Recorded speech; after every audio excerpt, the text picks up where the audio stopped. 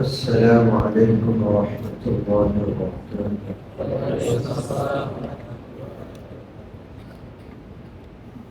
الحمد لله الحمد لله نحمده ونستعينه ونستغفره ونؤمن به ونتوكل عليه ونعوذ بالله من شرور أنفسنا ومن سيئات أعمالنا. من يهده الله فلا مضل له ومن يضلله فلا هادي له. ونشهد أن لا إله إلا الله ونشهد أن سيدنا ومولانا محمدا عبده ورسوله أرسله إلى كافة الناس بشيرا ونذيرا وداعيا إلى الله بإذنه وسراجا منيرا. وصلى الله تعالى على خير خلقه محمد وآله وأصحابه وبارك وسلم تسليما كثيرا كثيرا. أما بعد فقد قال الله سبحانه وتعالى بعد أعوذ بالله من الشيطان الرجيم. بسم الله الرحمن الرحيم. يا أيها المدثر قم فأنذر وربك فكبر وثيابك فطهر والرجز فاهجر ولا تمنن تستكثر ولربك فاصبر. وقال النبي صلى الله عليه وسلم كل أمتي يدخلون الجنة إلا من أبى. قيل ومن يأبى يا رسول الله؟ قال من أطاعني دخل الجنة ومن عصاني فقد أبى. أو كما قال عليه الصلاة والسلام. سبحانك لا علم لنا إلا ما علمتنا إنك أنت العليم الحكيم. رب اشرح لي صدري ويسر لي أمري واحلل عقدة من لساني يفقه قولي. محبة الشهد شكرا لله.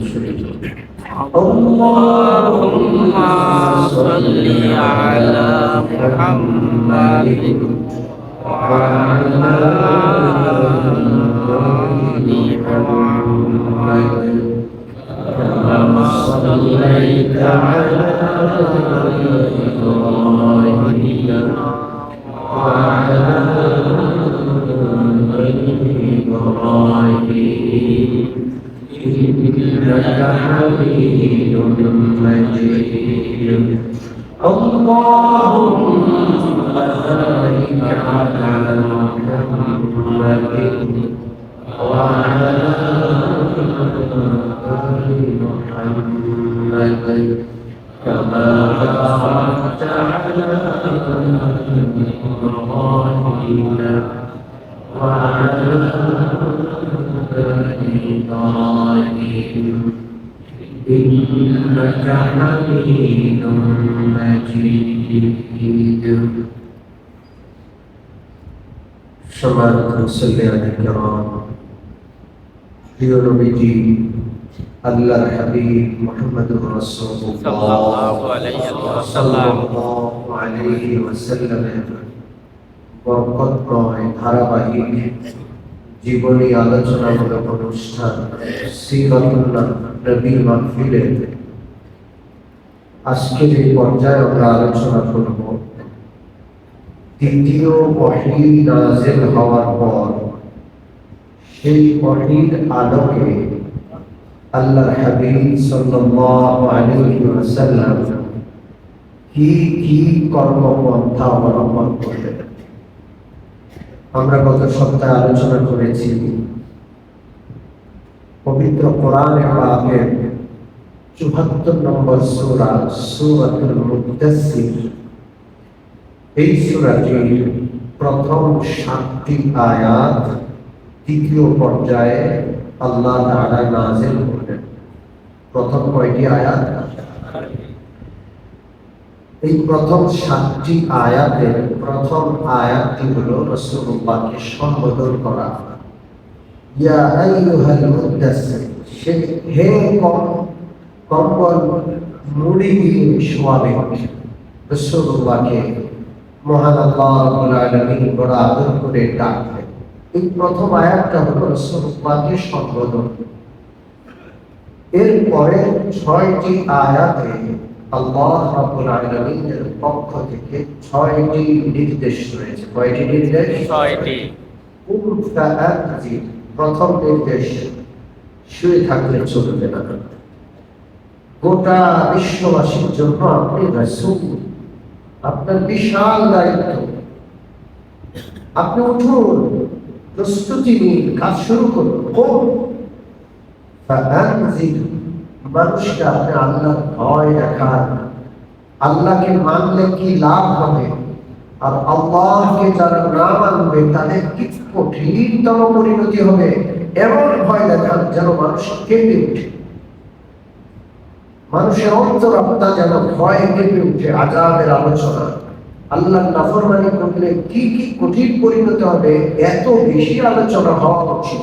ঘরে ঘরে, ব্যক্তিতে ব্যক্তিতে, সমাজে, রাষ্ট্রে, প্রচার মাধ্যমে আল্লাহর আযাবের আলোচনা, আল্লাহকে না মানলে কঠিন সমস্যার আলোচনা এত বেশি হওয়া দরকার যেন মানুষ তটস্থ থাকে, ভীত সন্ত্রস্ত থাকে, তার যেন ঘুম না আসে, ঘুমের ভিতরে লাফ দিয়ে উঠে যায় যে না জানি আল্লাহর আযাব আসে।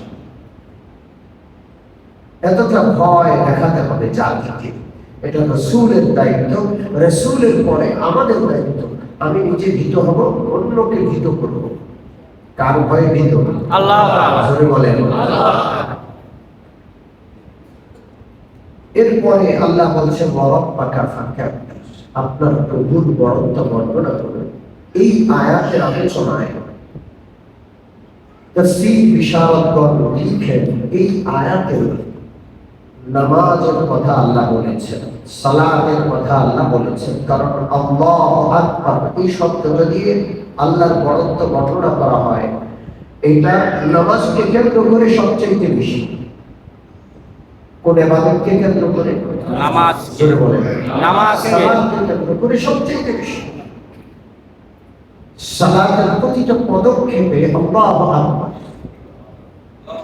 সালাতের আগে থেকে আল্লাহু আকবার, আযান আল্লাহু আকবার, ইকামত আল্লাহু আকবার, শুরু আল্লাহু আকবার, প্রতিটা উঠা বসাতে কার বরত্ব? আল্লাহ। ওয়ারাব্বাকা ফাকাব্বির। এখন প্রশ্ন আসে যে প্রথম ওহীতে এই টাইমে নামাজ ফরজ করে দেওয়া হলো। আমরা তো জানি আল্লাহ রাসূল সাল্লাল্লাহু আলাইহি ওয়াসাল্লাম মিরাজে গেছেন। এরপর আল্লাহর পক্ষ থেকে হাদিয়া স্বরূপ আমাদের জন্য 5 ওয়াক্ত সালাত এনেছেন। এটা আমরা স্বাভাবিকভাবে জানি। কিন্তু ওয়ারাব্বাকা ফাকাব্বির দ্বিতীয় ওহী যেটা, এর দ্বিতীয় বিধান এটা তাহলে আল্লাহর বরত্বের বিধান। আর আল্লাহর বরত্বের সবচেয়ে গুরুত্বপূর্ণ জায়গা হলো সালাত এবং সালাত সংশ্লিষ্ট বিষয়। এর জবাবে বলা হচ্ছে যে এই আয়াত নাযিল হওয়ার পর 2 ওয়াক্ত নামাজ আল্লাহর পক্ষ থেকে দেওয়া হয়েছে। ইসলামের প্রাথমিক যুগে কয় ওয়াক্ত নামাজ? 2 ওয়াক্ত। জোরে বলেন। 2 ওয়াক্ত। 2 ওয়াক্ত নামাজ দেওয়া হয়েছে। পবিত্র কোরআনে আছে ওয়াসাব্বিহ বিহামদি রাব্বিকা বিল আশিয়্যি ওয়াল ইবকার। আপনি আপনার প্রভুর পবিত্রতা বর্ণনা করুন সকাল এবং সন্ধ্যায়। কখন কখন? সকাল এবং সন্ধ্যায়। সন্ধ্যায়। সূরা গাফির 55 নম্বর আয়াতে রয়েছে ওয়াসাব্বিহ বিহামদি রাব্বিকা বিল আশিয়্যি ওয়াল ইবকার।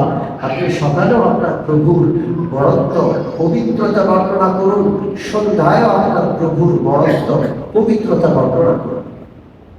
وسبح بحمد ربك قبل طلوع الشمس وقبل غروبها سورة طه সূরাত তাহাতে এই আয়াতটি রয়েছে আপনি সূর্য ওঠার আগে তুলুউশ শামসের আগে সূর্য ওঠার আগেও আপনার প্রভুর পবিত্রতা বর্ণনা করুন, সূর্য ডুবার পূর্বেও আপনার প্রভুর পবিত্রতা বর্ণনা করুন। কয়বার? 2 বার। বলেন 2 বার। আকিমিস সালাতা তারাফাইন নাহারি ওয়া সুলাফান মিনাল লাইল ইন্নাল হাসানাতি ইউযহিবনাস সাইয়্যাত। দিনের শুরুতে দিনের শেষে নামাজ কায়েম করুন। কখন কখন? দিনের শুরুতে এবং দিনের শেষে কি কায়েম করুন? নামাজ কায়েম করুন। কারণ সালাত হলো সবচেয়ে বড় সৎ কাজ, আর এই সৎ কাজটার কারণে গুনাহ মাফ হয়ে যায়। সুবহানাল্লাহ। ইউযহিবনাস সাইয়্যাত। নামাজ এমন একটা ইবাদত, এই নামাজের কারণে এর মধ্যবর্তী গুনাহগুলো ক্ষমা করে দেন কে? আল্লাহ তাআলা। সম্মানিত উপস্থিতি, এই পবিত্র আয়াত ওয়ারাব্বাকা ফাকাব্বির এটা নাযিল হওয়ার পরে আল্লাহ রাসূল সাল্লাল্লাহু আলাইহি ওয়াসাল্লামের হাদিস রয়েছে হযরত জিবরীল আলাইহিস সালাতু ওয়াস সালাম আসমান থেকে আসেন, এসে তার পবিত্র পায়ের নুড়ি দিয়ে জমিনের মধ্যে একটা বাড়ি দিলেন, একটা লাঠি দিলেন, সাথে সাথে সেখান থেকে মরুভূমির বুকে একটা পানির ফোয়ারা বের হয়ে গেল। সুবহানাল্লাহ। আল্লাহ রাসূল বলেন হযরত জিবরীল সেই পানি দিয়ে ওযু করে আমাকে পবিত্রতা অর্জনের নিয়ম শিখালেন। কি শিখালেন? নিয়ম শিখালেন। আল্লাহ রাসূল সাল্লাল্লাহু আলাইহি ওয়াসাল্লাম আল্লাহ দূত হযরত জিবরীল আলাইহিস সালাতু ওয়াস সালামের কাছ থেকে ওযু শিখলেন। কি শিখলেন? ওযু। পাশাপাশি আল্লাহ রাসূল সাল্লাল্লাহু আলাইহি ওয়াসাল্লামকে নামাজ শিখালেন। 2 রাকাত নামাজ পড়ে হযরত জিবরীল প্রথম নামাজ শিখিয়ে দিলেন। কয় রাকাত? 2 রাকাত। আল্লাহ রাসূল সাল্লাল্লাহু আলাইহি ওয়াসাল্লাম জিবরীলের পিছনে ইক্তেদা করে ওযুর পর 2 রাকাত নামাজ আদায় করলেন এবং ঘরে এসে সর্বপ্রথম আম্মা জান খাদিজাতুল কুবরাকে 2 রাকাত নামাজ পড়ালেন। সুবহানাল্লাহ। মনে থাকবে ইনশাআল্লাহ। ইনশাআল্লাহ। তাহলে ইসলামে সর্বপ্রথম নামাজ কয় ওয়াক্ত ছিল? 2টা। জোরে বলেন। 2টা। 2 ওয়াক্ত নামাজ ছিল এবং কয় রাকাত? 2 রাকাত। 2 রাকাত ছিল। বর্ণনা মতে এটা বোঝা যায়। পরবর্তীতে আল্লাহ রাব্বুল আলামিন মিরাজের মাধ্যমে কয় ওয়াক্ত নামাজ দিলেন? 5 ওয়াক্ত। কয় ওয়াক্ত? 5 ওয়াক্ত। এই পবিত্র আয়াতগুলোতে প্রথম যে নির্দেশনা কুম ফাআনজির, আপনি উঠুন এবং মানুষকে আল্লাহর ভয় দেখান। আল্লাহর হাবিব সাল্লাল্লাহু আলাইহি ওয়াসাল্লাম